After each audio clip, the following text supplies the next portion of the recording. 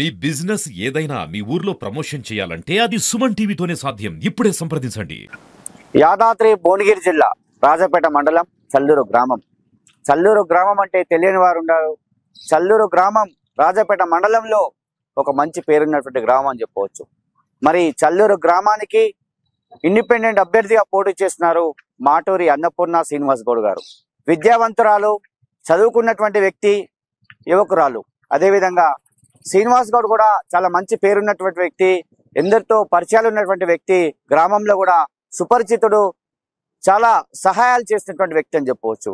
మరి గ్రామ అభివృద్ధి కోసం గ్రామం తలవంతుగా సేవ చేస్తానని చెప్పి గ్రామానికి వచ్చి ఈసారి ఖచ్చితంగా నన్ను గెలిపించుకున్నట్లయితే చల్లూరును ప్రగతి పదంలో దూసుకెళ్లి ఒక మోడల్ విలేజ్ గా చేస్తానంటున్నారు. మొత్తం 16 అంశాలతో ఒక మేనిఫెస్టోని పట్టుకొని మొత్తం కూడా యువకుల కోసమే కావచ్చు, నిరుపేదలకు కావచ్చు, బడుగు బలహీన వర్గాలకు సేవ చేస్తా అంటున్నారు. ఒకసారి మాటూరి అన్నపూర్ణ శ్రీనివాస్ గౌడ్ మనతో ఉన్నారు, మాట్లాడదాం. చెప్పండి మాటూరి అన్నపూర్ణ గారు, మీరు ప్రధానంగా చల్లూరు గ్రామంలో యువకురాలు, విద్యావంతురాలు, మీకు ఈసారి అవకాశం వచ్చింది మహిళగా. ఈ గ్రామానికి సంబంధించి మీరు ఏ సమస్యలు గుర్తించారు, గ్రామానికి సంబంధించి ఏ సమస్యలు పరిష్కరిస్తారు? నమస్కారం అండి. నేను చల్లూరు గ్రామంలో ఉంటాను. నేను ఈ గ్రామానికి మా హస్బెండ్ నుంచి ఇన్స్పైర్ అయ్యాను. ఆయన చేసే ప్రజలకు సేవ. ఆల్రెడీ వీళ్ళు ఒక 6-7 సంవత్సరాల నుంచి ప్రజలకు, వెనకబడిన తరగతుల వాళ్లకు లేదా చనిపోయిన వాళ్లకు, స్టూడెంట్స్ కి మెయిన్ స్టూడెంట్స్ కాలేజీలలో కన్సెషన్ ఇప్పించడము, చదువైపోయిన వాళ్ళకు మెరిట్ స్టూడెంట్స్ కి క్యాంపస్ లో వస్తుంది, మిగతా వాళ్ళకు కూడా జాబ్ రావాలి కదా, వాళ్ళకు కూడా వాళ్ళ స్కిల్స్ క్వాలిఫికేషన్ బట్టి వేరే దగ్గర జాబ్స్ ఇప్పించేది. ఇంకా హాస్పిటల్స్ లో ఉన్న వారికి, పేదవాళ్లకు స్పెషల్ డిస్కౌంట్స్ డాక్టర్ తో మాట్లాడి, ఇట్లా మా ఊరు నుండి వస్తున్నారు వీళ్ళు పేదవాళ్ళు, వీళ్ళకి డిస్కౌంట్ కావాలి, అంతా వీళ్ళు బేర్ చేయలేరని వాళ్ళకు స్పెషల్ డిస్కౌంట్ ఇప్పించేది. ఇంకా కొందరికైతే ఆపరేషన్స్ లో బిల్స్ ఎక్కువ అయ్యే వాళ్ళు ఉంటారు కదా, వాళ్ళకు కూడా వాళ్ళందరినీ గ్యాదర్ చేసి CMRF వాళ్ళకు కూడా ఇప్పించేది. ఇవన్నీ చూసి నేను ఇన్స్పైర్ అయ్యాను.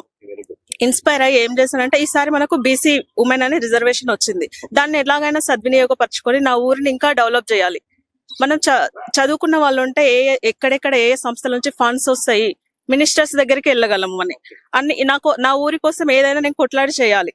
కలెక్టర్ దగ్గరికైనా ఏదైనా ఏ సమస్య ఉన్నా గానీ దాన్ని బేర్ చేయాలి, కొట్లాడాలి, నేను సాధించుకోవాలి, నా ఊరిని అన్ని రకాలుగా బాగుపరచుకోవాలి, ఆదర్శ గ్రామంగా చేయాలన్నది నా సంకల్పం. అన్నపూర్ణ గారు, మీరు ప్రధానంగా మీరు బరిలో ఉంటున్నప్పుడు ఎలాంటి సమస్యలు పరిష్కరించడానికి ముందుకు వచ్చారు? అదేవిధంగా మీరు చూస్తున్నాం ఎంతో మంది మద్దతు ఉంది, అదేవిధంగా విద్యావంతుల మద్దతు ఉంది. మీ గ్రామంలో ఉన్నటువంటి మాజీ సర్పంచ్లే కావచ్చు, మాజీ ఎంపీ, ప్రజాప్రతినిధుల సపోర్ట్ కూడా మీకు ఉంది. ప్రధానంగా మీ భర్త చాలా సుపరిచితుడు కాబట్టి మీరు ప్రధానంగా గ్రామంలో వెళ్తున్నప్పుడు వారికి ఎలాంటి హామీలు ఇస్తున్నారు, ఎలాంటి హామీలు మీరు తీరుస్తారు? ప్రధానంగా మన ఊర్లో ఉన్న సమస్య ఏంటంటే మోరీల సమస్య, డ్రైనేజ్. ఎందుకంటే ఇంకుడు గుంతలు ఏర్పాటు చేశారు, అవి కూడా కొంచెం ఎలా యూజ్ చేయాలో తెలియక కూడా వాటర్ బ్లాకేజెస్ ఎక్కువ ఉన్నాయి. మేము సర్పంచ్ గా గెలిచిన వెంటనే మొదటి నెల 2 నెలల్లో డ్రైనేజ్ మొత్తం క్లియర్ చేస్తాము. ఊరి మొత్తంలో డ్రైనేజ్ ప్రాబ్లం ఎక్కడ లేకుండా కూడా చేస్తాము. ఇంకొకటి, అర్హులైన వాళ్లకు ఇల్లు రాలేదు చాలా మందికి. అర్హులైన వాళ్ళని గుర్తించి వాళ్లకు ఇల్లుని అందేలా చూస్తాము. ఇంకొకటి, అర్హులైన ముసలి వాళ్ళకు పెన్షన్ కూడా రాలేదు. వైట్ రేషన్ కార్డు ఉండి కూడా పెన్షన్ అందుకోలేని వాళ్ళు చాలా మంది ఉన్నారు. ఇప్పుడు నేను తిరిగి తెలుసుకున్నప్పుడు వాళ్ళందరికీ కూడా మేమే స్వయంగా అప్లై చేసి వాళ్ళకు పెన్షన్ వచ్చేలాగా చూస్తాము. ఇంకొకటి, అక్షరాస్యతని మెరుగుపరచాలి. మన గ్రామంలో అక్షరాస్యత 100% ఉంటేనే మనది అభివృద్ధి చెందిన గ్రామంగా, ఆదర్శ గ్రామంగా నిలబడుతుంది. ఇంకా స్టూడెంట్స్ డ్రాప్ అవుట్స్ ఉంటారు కదా, కొందరు 10th చదివిన వాళ్ళు కూడా, ఇంటర్ చదివిన వాళ్ళు చదువు అక్కడితో ఆపేసిన వాళ్ళు ఉంటారు కదా అమ్మాయిలు, వాళ్ళకి ఏం చేద్దామంటే, నేను ఇటీవల ఫ్యాషన్ డిజైనింగ్ లో PG కూడా కంప్లీట్ చేసిన. అయితే వాళ్ళకు స్వయంగా శిక్షణ ఇవ్వడం గానీ, ఇంకా నా ఫ్రెండ్స్ త్రూ NGOs నుంచి గానీ, మా కాలేజ్ నుంచి కూడా టీచింగ్ స్టాఫ్ ని ఏర్పాటు చేసి ఇక్కడ ఒక ఫ్రీ ట్రైనింగ్ సెంటర్ ని ఏర్పాటు చేస్తా. అంటే అన్నపూర్ణ గారు, మీరు PG చేశారు, విద్యావంతురాలు, మరి ప్రధానంగా ఈ గ్రామంలో ఎంతో యువత ఉంది. ఆ యువత కోసము, ఎందుకంటే ఈ మధ్య యువత చెడ దారి పడుతున్నారు, మరి వారి కోసము మీ గ్రామంలో లైబ్రరీలే గానీ, క్రీడా ప్రాంగణలే గానీ ఇంకా ఏమేమి కార్యక్రమాలు చేసే అవకాశం ఉంది? యువత కోసం ఏవే కార్యక్రమాలు చేస్తారు?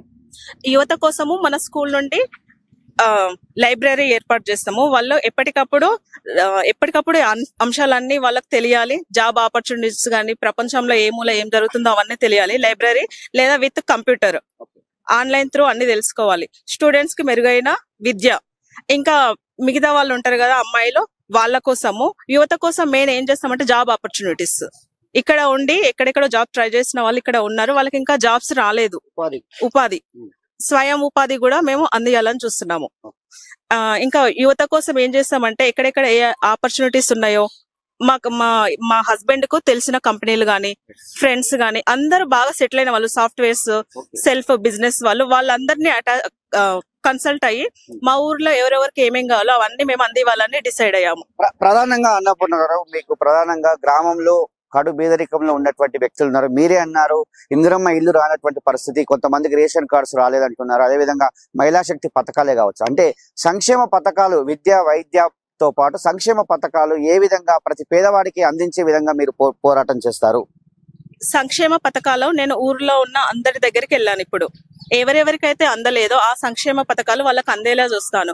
ఇంకా మెయిన్ మహిళలు ఉంటారు కదా, కొందరు బయటికి వెళ్ళి ఎండలో పని చేసుకోలేని వాళ్ళు ఉంటారు. వాళ్ళకు స్వయం ఉపాధి నుంచి ఏవైతే వాళ్ళకి అందుబాటు వాళ్ళు ఏమి చేయగలరు, ఫర్ ఎగ్జాంపుల్ అగరబత్తులు కానీ క్యాండిల్స్ అవన్నీ ఉన్నాయి కదా, వాటన్నిటి గురించి కూడా మన ఊరికి పిలిపించి ఒక 45 days ట్రైనింగ్ ఇప్పించి వాళ్ళ త్రూనే మెటీరియల్ ఇప్పించి ఇవి తయారు చేసిన తర్వాత వాళ్ళే తీసుకెళ్లేలాగా కూడా ప్లాన్ చేస్తున్నా. నేను ఒక మహిళగా నేను మహిళలకు కూడా సహాయపడతాను, వారి కోసం కృషి చేస్తాను అంటున్నా. అవును, మహిళలందరికీ కూడా ఇంట్లోనే ఉండి ఆర్థిక స్వేచ్ఛ ఉండాలి మహిళలకు, ఎవరి మీద డిపెండ్ అవ్వకుండా. ఒకవేళ వీళ్ళ ఆర్థికంగా సంపాదిస్తే వాళ్ళ హస్బెండ్లకు తోడవుతుంది, వీళ్ళ సంపాదన వాళ్ళ పిల్లలకు కూడా యూజ్ అవుతుంది. దానికోసం మహిళలందరికీ కూడా నేను ఈ విధంగా సహాయం చేయాలని అనుకుంటున్నాను. మేడం, ప్రధానంగా చూసుకున్నట్లయితే 16 అంశాలు మీరు మేనిఫెస్టోలో పొందుపరిచారు. ఈ 16 అంశాలు కూడా మీరు ఏ విధంగా చర్చించారు, ఎవరితో చర్చించారు, ఎలా మీ 16 అంశాలు ఎలా తీసుకున్నారు, వీటిని మీరు ఏ విధంగా వారికి హామీ ఇచ్చి నెరవేరుస్తారు? ఈ 16 అంశాలు కూడా మేము ఊర్లో సర్వే చేసిన తర్వాతనే మేము డిసైడ్ అయ్యాం. అంతకు ముందు కూడా మాకు ఇదే ఊరు కాబట్టి ఊర్లో సమస్యల గురించి మాకు అవగాహన ఉంది. ఇప్పుడు తిరిగిన తర్వాత ఇంకా ఎక్కువ అవగాహన వచ్చింది. అవన్నీ చూసి అవన్నీ క్రోడీకరించి కూడా ఈ 16 అంశాలను మేము తీసుకున్నట్టు అయింది. ఇవన్నీ కూడా మేము చేయగలిగినవి. అందరి మా ఫ్రెండ్స్ త్రూ గానీ, ఫ్యామిలీ త్రూ గానీ, లేదంటే మన విలేజ్ లో ఉన్న వాళ్ళందరి త్రూ గానీ చేసి ప్రజల భాగస్వామ్యంతో ఇవన్నీ నెరవేరుస్తాం. మేము మీతో పాటు ఇంకొక 2 పోటీ పడుతున్నారని తెలిసింది. అందులో ఒక అధికార పార్టీ, అదే విధంగా ప్రతిపక్ష పార్టీ అనుకోవచ్చు. మీరు ఇండిపెండెంట్ అభ్యర్థిగా పోటీ చేస్తున్నారు. మీరు ఏ విధంగా కొట్లాడి ఇవన్నీ కూడా తీసుకొస్తారు, మీరు ఏ విధంగా ముందుకెళ్తారు, ఈ గ్రామం కోసం ఈ ప్రజల కోసం ఎలాంటి హామీ ఇస్తున్నారు? ప్రధాన కాంగ్రెస్ పార్టీ అదే ఉంది కదా, ప్రధాన పార్టీ అయినా వేరే పార్టీ అయినా గానీ సర్పంచ్ ఎన్నికల్లో ఎవరు నిలబడినా సరే పార్టీలతో సంబంధం లేదు. నా ఊరికి ఇది కావాలని నేను కొట్లాడి తేయగలను. అందరితో పరిచయాలు ఉన్నాయి. పార్టీ సంబంధంగా అయితే ఊరికి ఏ ఫండ్స్ రిలీజ్ చేయరు, ఊరి అభివృద్ధి కోసమే చేస్తారు. అందుకనే నేను స్వతంత్రంగా నిలబడినా గానీ నా ఊరి కోసం ఏదైనా కొట్లాడి తీసుకురాగలను. మీకు ఎలా అనిపిస్తుంది ప్రచారం చేసేటప్పుడు? మీరు ఇంటింటికి వెళ్తున్నారు, కొన్ని వీడియోలు కూడా వైరల్ అవుతున్నాయి. వెళ్ళినప్పుడు మీరు అదే అడిగే విధానం కానీ, అదే విధంగా గ్రామస్తులు అడిగే విధానం కానీ చాలా బ్రహ్మాండంగా ఉంది. మీకు ఎలా అనిపిస్తుంది ఓటు అడిగేటప్పుడు కానీ? మీకు ఎట్లా అనిపిస్తుంది? నేను ఓటు అడిగినప్పుడు ప్రజలందరూ కూడా కనీస అవగాహన అందరికీ ఉంది. అందరూ ఏమనుకుంటున్నారంటే చదువుకున్న వాళ్లకు, ప్రపంచ జ్ఞానం తెలిసిన వాళ్ళకి అవకాశం ఇవ్వాలని అనుకుంటున్నారు. ఆ విధంగా నాకు అవకాశం ఇస్తే మాత్రం నేను సద్వినియోగపరచుకుంటా. మా ఊరిని మాత్రం ఆదర్శ గ్రామంగా నిలబెడతా రానున్న 5 సంవత్సరాల్లో. నాకు వచ్చిన గుర్తు కత్తెర గుర్తు. నాతో పాటు అనుభవజ్ఞులైన వార్డు మెంబర్లను ఎంచుకున్నాను. నేను నాతో పాటు వారికి కూడా ఓటేసి మీ అమూల్యమైన ఓటును నాకు నా వార్డు మెంబర్లకేసి గెలిపించగలరు. వాళ్ళకేస్తేనే నేను ఏది చేసినా గానీ వాళ్ళ సహకారం ఉంటుంది, గ్రామాన్ని అభివృద్ధి చేయగలను. రాజపేట మండలంలో చెల్లూరు గ్రామాన్ని ఒక విద్యావంతురాలిగా ఖచ్చితంగా గ్రామానికి సేవ చేస్తా, ఈ 16 అంశాలని పరిష్కరిస్తా, అదే విధంగా నా భర్త సహకారంతో కావచ్చు, ఊరి గ్రామ పెద్దల సహకారంతో కావచ్చు, ప్రతి ఒక్కరి సహకారంతో ఈ 5 సంవత్సరాలు కష్టపడతా. నాకు ఒకే ఒక్క అవకాశం ఇవ్వండి.